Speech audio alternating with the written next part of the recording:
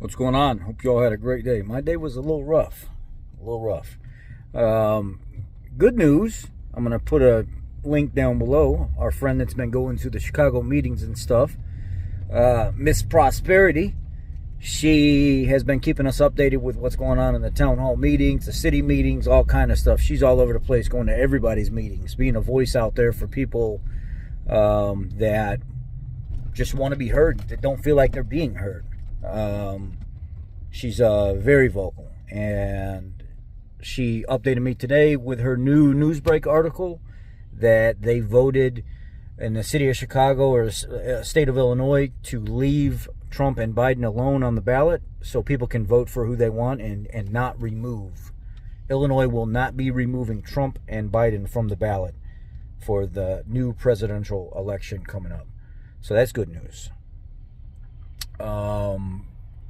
We got some other issues going on. It was put in my lap today that New York is now struggling so bad to figure out what to do with the migrants, and there's so many of them that are not productive, that are now, come on, let's go.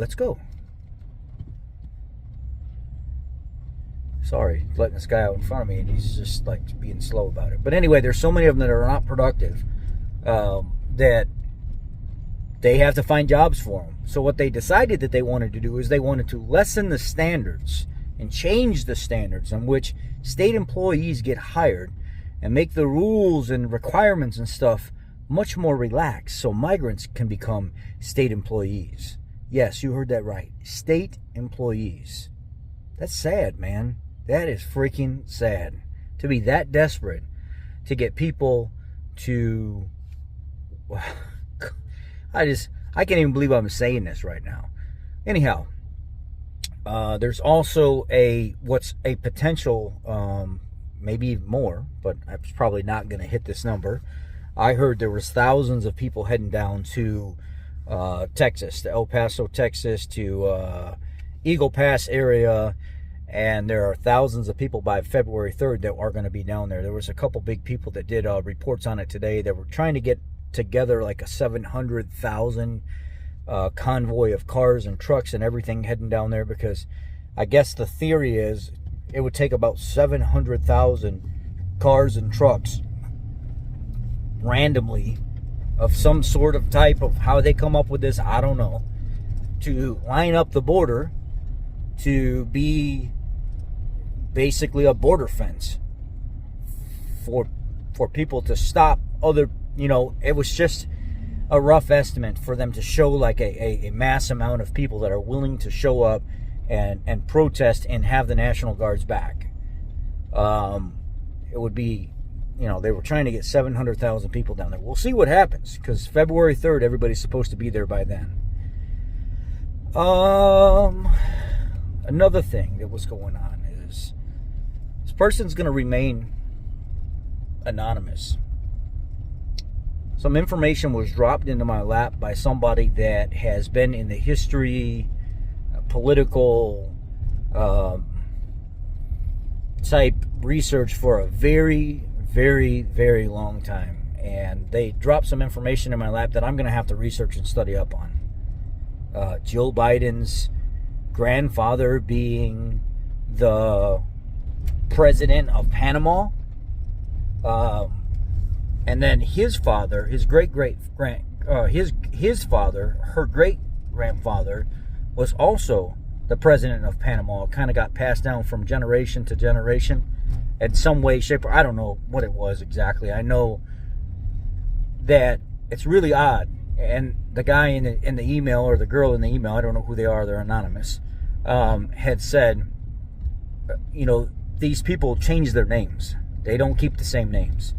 And the Bidens don't want you to know that she has affiliation tied to ex-Marxist presidents that ran Panama, and both of the grandfather and the great-grandfather were both presidents in Panama, or great-great-grandfather, one of them.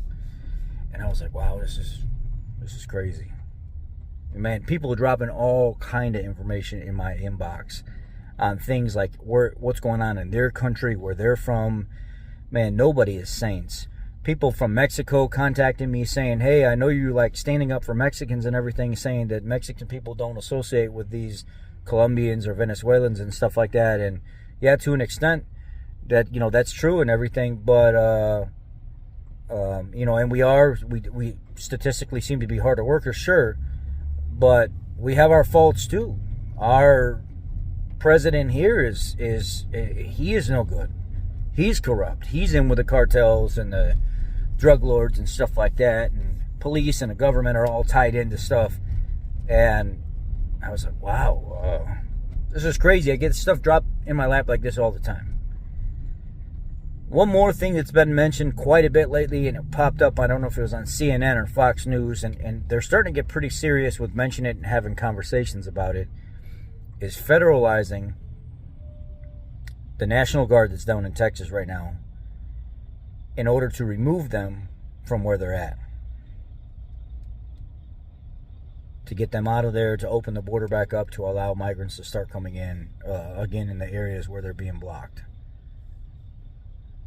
Illegals, migrants, whatever you want. I know some people, they're like, you got to call them illegals. You can't give them any kind of respect.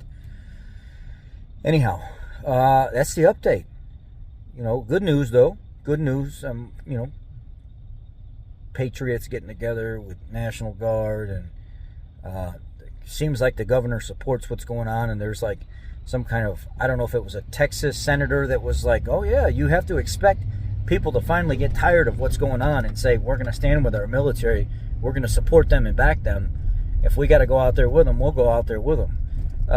So you can only deal with so much before the people push back and say, you know what, I've had enough. I don't care if I get in trouble. I'm going to do what I think I need to do to stand with people that need our support. So I admire that. I absolutely admire that. But the whole federalizing the National Guard keeps popping up, and I really don't see. They even did an interview with Abbott about that, and they said, what is your plan whenever they try to do that, if they try to do that and it goes through? And he said that would be like the stupidest thing that they would have ever done. That would make them look so bad as a cabinet for doing something like that. And on top of that, those, who knows, those people might not even listen to them. They may not even disregard the governor of Texas to listen to a corrupt federal government. But who knows? It is possible. It is possible they'll do it, and we'll see what happens. But I don't think they will. I think if something like that happens, they're going to be like, no, we're not getting involved in this. We're going to stay right where we're at, and we're going to do our job, and that's just how it's going to be. That's how I see it. And also, there was a retired lieutenant colonel that was saying, he Green Beret, that was saying that they have a bunch of information out on making adjustments to who the president actually is.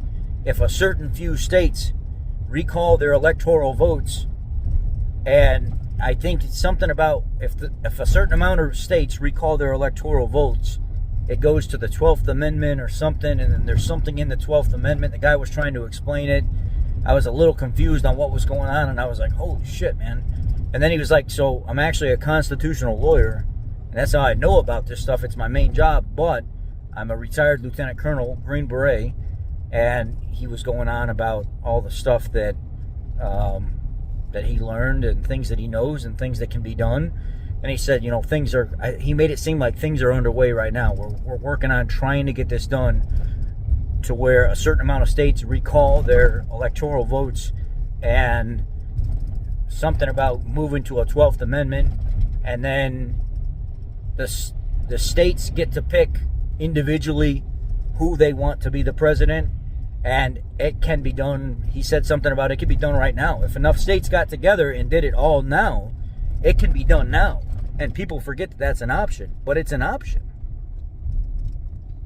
Anyhow, I've said enough. I've left enough little bits and pieces of information out there, little packets for you guys to pick on and see, look up yourself and draw up some kind of conclusion yourself. So, I'm just a soundboard. I tell you guys what I find out.